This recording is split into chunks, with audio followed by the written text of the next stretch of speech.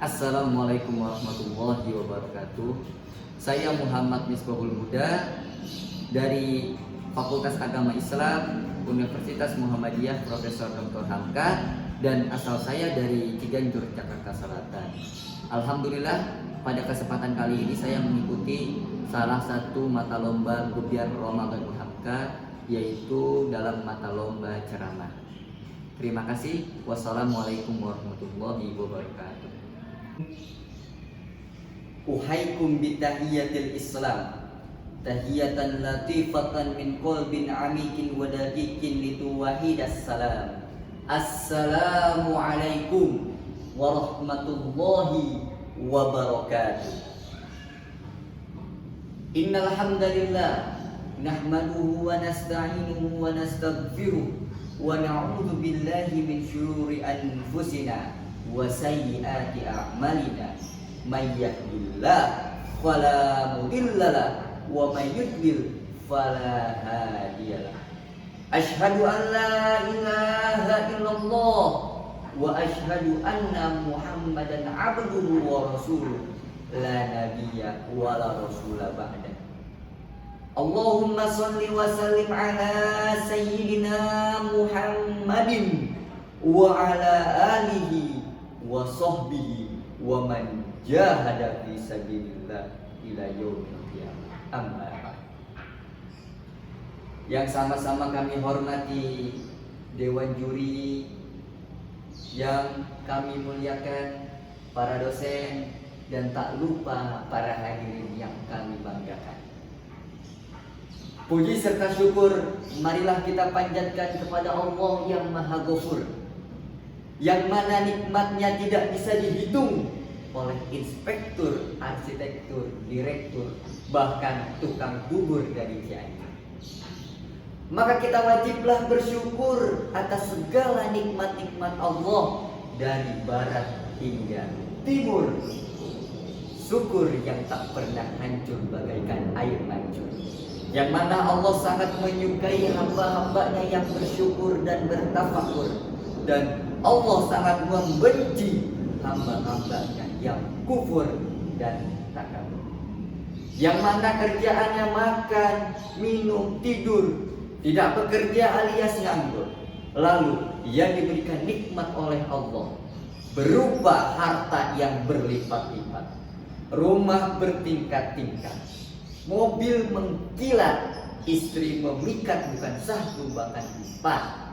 Lalu ia diangkat menjadi camat, tapi sayang seribu sayang para hadirin, ia lupa sholat, mati masuk liang lahat, dicambuk oleh malaikat hingga hari kiamat.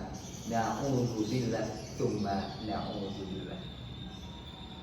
Kemudian tak lupa sholawat beserta salam marilah kita curahkan kepada Nabi yang telah membawa manusia dari zaman jahiliyah hingga zaman mahiriyah. Nabi yang telah merombak sebuah bangsa biadab menjadi bangsa yang beradab, yang tadinya bangsa menyembah berhala menjadi bangsa yang bertauhid kepada Allah Ta'ala. Ialah junjungan kita Nabi besar Muhammad Sallallahu Alaihi Wasallam. Para hadirin yang berbahagia, Allah Subhanahu wa Ta'ala berfirman di dalam Al-Quran di surah Al-Mujadalah ayat 11, yarfa'illahu alladhina amanu minkum walladhina utul ilma darajat. Allah akan mengangkat derajat orang-orang yang beriman dan orang-orang yang menuntut ilmu. Dari ayat ini kita tahu urgensi ilmu terhadap umat muslim.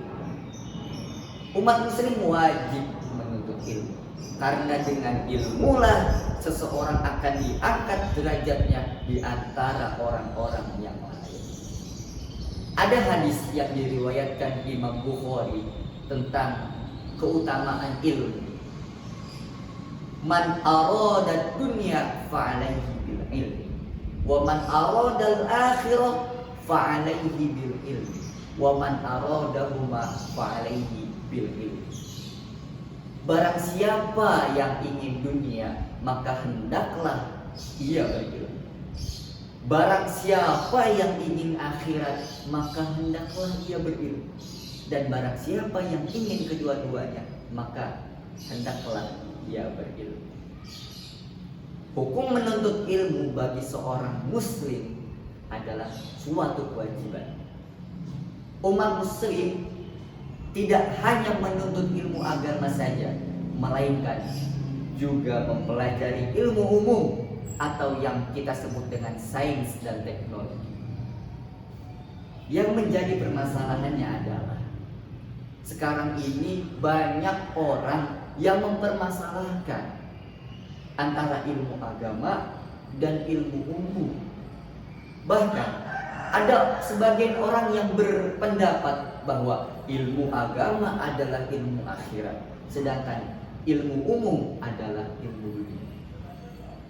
Padahal sejatinya semua ilmu itu berasal dari Allah Subhanahu wa Ta'ala dan tidak ada sifat ukhrawi dan dunia.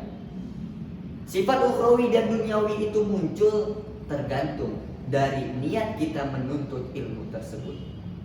Kalau misalkan saya menuntut ilmu agama supaya dianggap orang alim, supaya dihormati oleh orang lain, dan saya mencari kehidupan di situ, maka ilmu agama tersebut bersifat duniawi. Namun sebaliknya para hadirin, ketika kita belajar ilmu kedokteran misalkan, yang diniatkan untuk membantu sesama kita, maka ilmu dunia tersebut bersifat ukhrawi dan dapat membantu kita di akhirat kelak.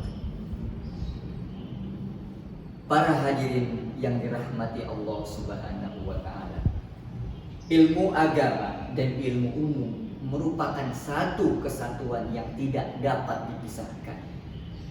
Karena pada hakikatnya semua ilmu itu satu dan berasal dari Allah Subhanahu wa Ta'ala. Diuhamkan tidak ada istilah dikotomi ilmu, tidak ada istilah membeda-bedakan atau memisahkan antara ilmu agama dan ilmu umum. Bahkan melainkan kita belajar keduanya, kita belajar ilmu agama dan juga kita belajar ilmu umum. Saya mahasiswa Fakultas Agama Islam di UHAMKA. Yang saya pelajari tidak hanya mengenai agama di kelas, melainkan saya belajar bahasa Inggris dan saya juga belajar tentang komputer. Itu adalah segelintir bukti bahwa UHAMKA tidak pernah mendikotomi ilmu.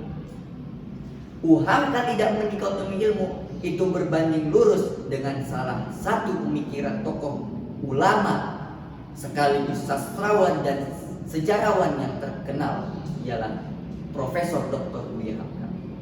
Beliau pernah berpesan, beliau pernah berkata, iman tanpa ilmu bagaikan lentera di tangan bayi. Ilmu tanpa iman bagaikan lentera di tangan pencuri. Apa gunanya lentera di tangan bayi yang tidak mengetahui? Dan apa gunanya lentera di tangan pencuri yang melakukan kejahatan? Dari sini kita dapat mengambil kesimpulan bahwasanya kita harus mempelajari ilmu agama sekaligus ilmu umum. Tidak hanya mempelajari ilmu agama saja dan ilmu umum saja. Mungkin ini saja yang dapat saya sampaikan. Kurang dan lebihnya mohon dimaafkan. Nasrun minallah wa fathun qarib wa basyiril mu'minin. Wassalamu alaikum warahmatullahi wabarakatuh.